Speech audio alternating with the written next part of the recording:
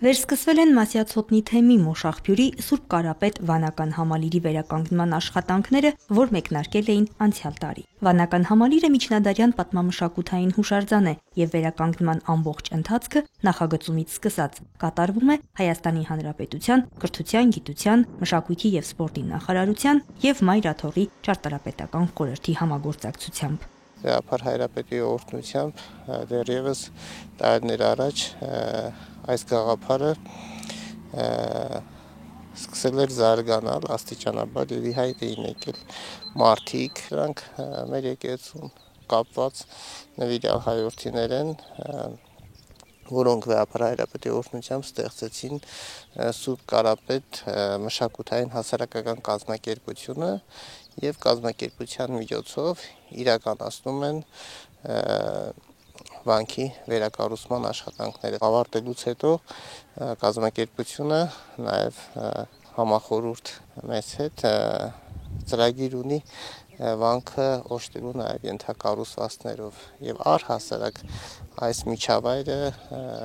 մեր միջնադարյան վանական համալիրին բնորոշ տեղ դարձնելու մեր ժողովրդի հավատավոր ժողովրդի համար։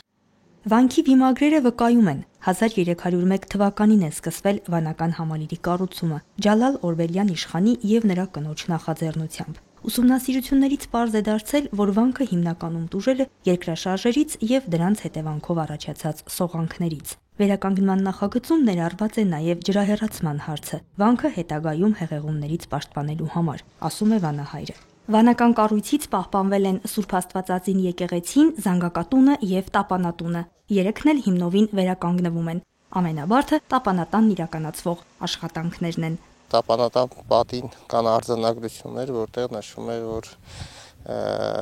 այստեղ թաղված են Օրբելյան ընտանիքի մի ճյուղի անդամներ, Ջալալ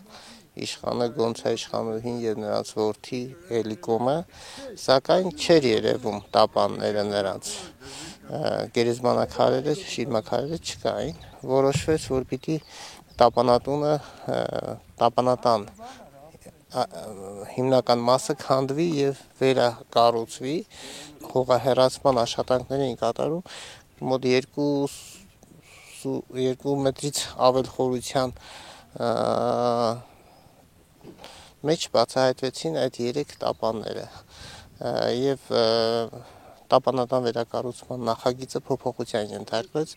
Վանական համալիրը կառուցվել է սպիտակ կրաքարից, այդ պատճառով նաև սպիտակավոր են կոչել։ Քանի որ հայաստանյան ներկայիս սպիտակ կրաքարը զգալիորեն փոքր է եւ չի համապատասխանում կառույցի հին քարերին, մասնագետների որոշմամբ այն կփոխարինվի տրավերտին քարատեսակով։ Նյութատեխնիկական եւ գունային առումներով հենց սա է ամենահարմարը։ Եկեղեցու գմբեթն արդեն երեսպատված է տրավերտինով։ Գմբեթի վրա նայեցին տեսան մոտավորապես 40-45% շատ հին են եւ ճակված են քարեր, որ հեռացվել է եւ տրավերտինով հինի հետ համադրվում է եւ ինչպես տեսնում եք նույն սպիտակ գույնն է ստացել եւ ամբողջ շինարարությունից հետո ինքը լվացվելու է ամբողջ եւ սպիտակ մեկ հատ մարգարիտ ենք ունենալու։ Լիցքավորված քարերը որ կան դրանք լրիվ հանվել լվացվել է, թակ լվացվել է ջրով, ամեն ինչ հեռացվել է կրաշաղաղը եւ ինչպես տեսնում եք կիրնել կա, ցեմենտի հետ կրաշաղաղը նորից խառնվում են, նույն քարերը դրվում են պատերի հիմքերի մեջ։ Ոչ մի բան չի կորում եւ իրանք օգտագործում են անպայմանորեն։ Իսկ մնացած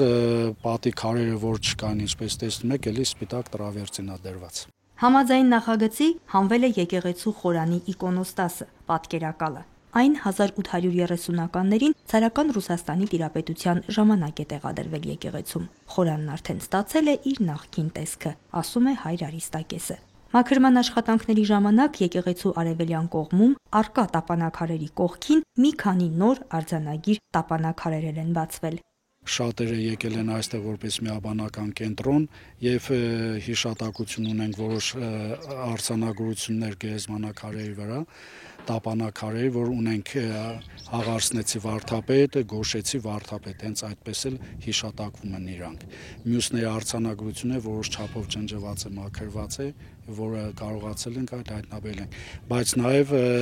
կան տապանակարեր փոքր երեխայի պատկերագրությամբ, մեծ իշխանների պատկերագրությամբ։ Չնայած եկեղեցին Սուրբ Աստվածածին է կոչվում, բայց վանական համալիրը Սուրբ Հովհաննես Կարապետի անունն է կրում։ Այստեղ ամփոփված է սրբի մասունքը։ Անկախ վանքի ֆիզիկական վիճակից այն միշտ սիրված սրբավայր է եղել ժողովրդի համար։ Տարիներ առաջ վանք տանող ճանապարհը հիմնանորոգվեց Արարատ Ճանշին ընկերության հովանավորությամբ, եւ վանք այցելող ուխտավորների զբոսաշրջիկների հոսքն ավելի մեծացավ, ասում է Գևորգ Սրբազանը։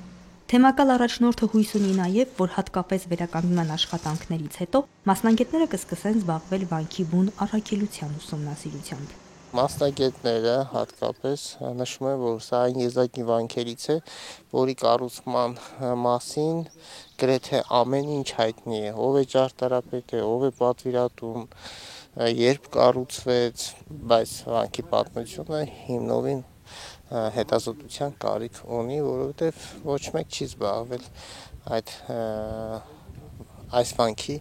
պատմությամբ, գործունեությունը նկատի ունեմ, առաքելությունը իրականացրած կառուցման մասին, այո, հոդվածներ հրապարակված կան, բայց հիմնովին ուսումնասիրելու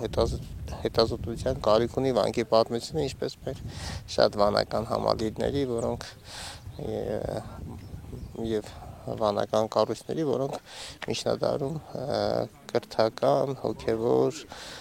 մեծ առաքելություն են իրականացրել մեր ժողովրդի կյանքում։ Վանական համալիրի վերականգնումը նախատեսվում է ավարտել 2025 թվականի տարեվերջին։ Սոնա Խաչատրյան, Մեսրոպ Ավետիսյան, Եկեղեցական կյանք։